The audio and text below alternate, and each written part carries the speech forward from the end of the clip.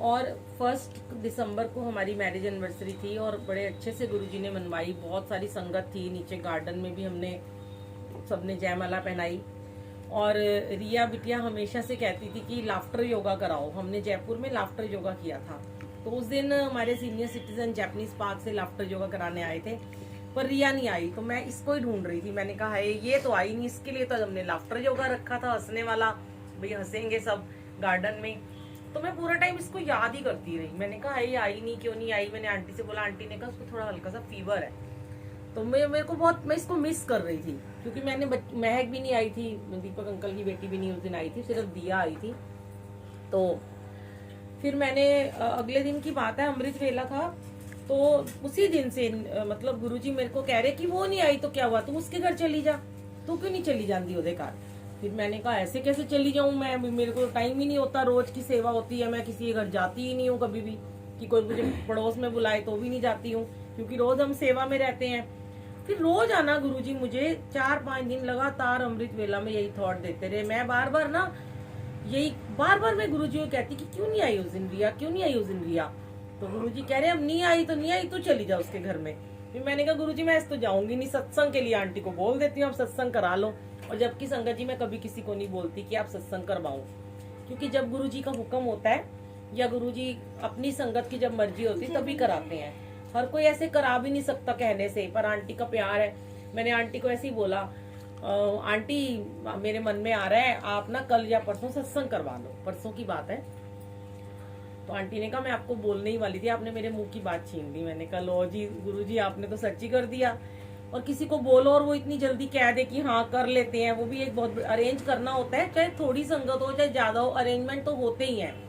क्योंकि जब गुरुजी आते हैं पूरा घर साफ होता है, पूरे घर की सफाइयां स्पेशल होती हैं, स्पेशल अरेंजमेंट होते हैं। ऐसा नहीं है कि गुरुजी को कुछ हमारे बहुत सारे प्रसाद वगैरह की जरूरत हो, कि बहुत ज्यादा हमें उनको कुछ चाहिए होता है, लेकिन फिर भी एक इम्पोर्टेंट मतलब हमारे घर में कुछ इम्पोर्टेंस होती है गुरु महाराज की, जो हम उनको स्पेशल तरीके से इनवाइट करते हैं। और संगत जी बार बार एक ही बात आप लोगों को कहते हैं कि सत्संग शुरू होने के पहले आया कीजिए, सत्संग के बीच में या सत्संग के एंड में आने का कोई फायदा नहीं होता, आपको ब्लेसिंग ही नहीं मिलती पूरी। माना सबको बहुत सारे काम होते हैं, हर कोई बिजी है, आज की जिंदगी में हर कोई बिजी है। ऐसा नहीं है कि देखो ये नहीं कि हम बिजी नहीं है, हम गुरु के सामने ये क्यों कहें हम तो बड़े बिजी हैं, पर हम आ रहे हैं, क्योंकि फिर तो हम एहसान कर रहे हैं ना गुरु पे, हमें सेवा बख्शी है, हमें बुला रहे हैं गुरुजी। अगर कोई सत्संग में हमें बुला रहा है और हम ये कह रहे हैं हम बहुत बिजी थे, हमारे को बहुत जरूरी काम पड़ गया था, तो हम अपने गुरु पे एहसान करते हैं।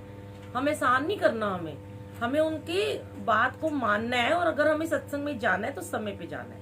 बस ये ध्यान रखा कीजिए। वैसे तो आप सब बहुत ज्यादा जुड़े हुए हैं, सारे गुरुजी को मानते हैं और आंटी घर सत्संग होते ही रहते हैं। शुक्राना गुरुजी का। और आज गुरुजी ने यहाँ पे आते ही ना मेरे से ना प्लेलिस्ट तैयार करवाई। मैं तो कभी ऐसे करती भी नहीं हूँ, कभी कहीं से भजन फोन में चला देती हूँ। चोले की बात थी, चोले के साथ दुपट्टा लाना भूल गई थी और गुरुजी की शॉल उतार के लगा दी। गुरुजी ने अपना अरेंजमेंट खुद ही कर लिया। कहते हैं ना उनको हमारी किस चीज की जरूरत नहीं होती, हम चाहे भूल भी जाएं वो याद रखते हैं। तो प्लेलिस्ट में आज गुरुजी ने दुखभंजनी साहब जी का पाठ चलवा दिया शुरू में।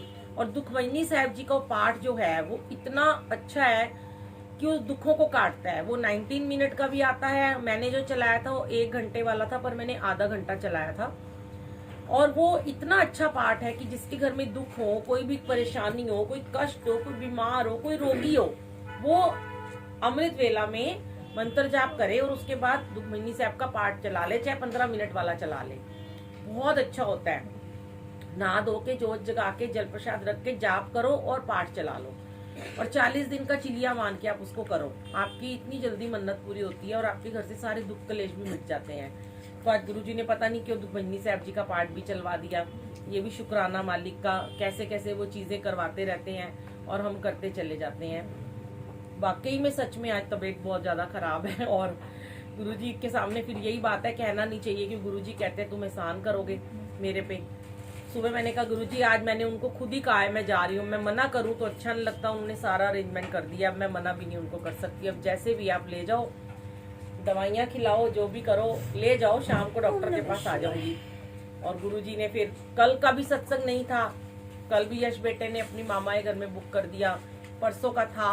अब मैं कह रही हूँ 3 दिन कैसे जाएंगे गुरुजी। अब आप रिपोर्ट सही निकाल देना, आज कुछ भी हो तो ज़्यादा पहले वाला कष्ट मत दे देना। तो शुक्राना गुरुजी का।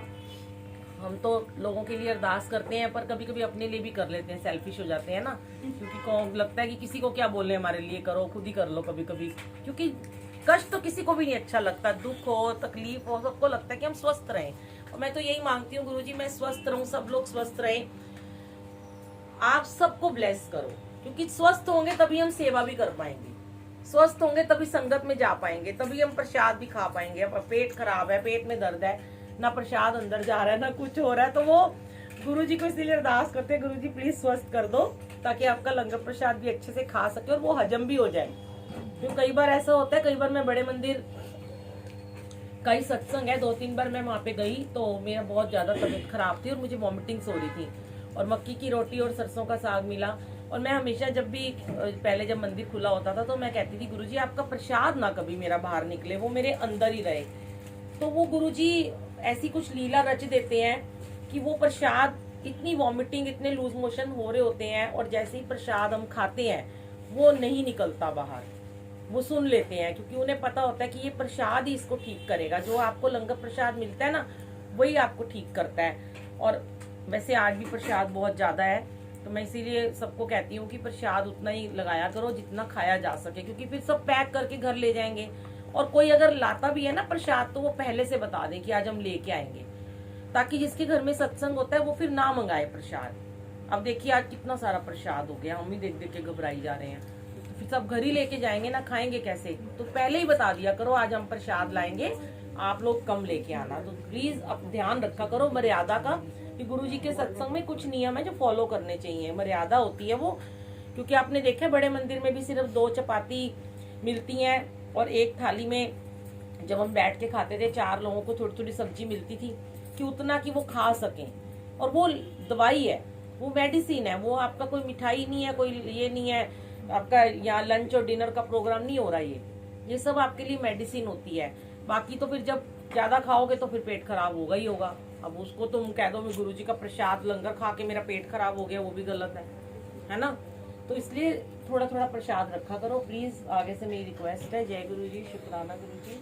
आंटी इनको सत्संग शेयर करना हाँ। है अपना। आज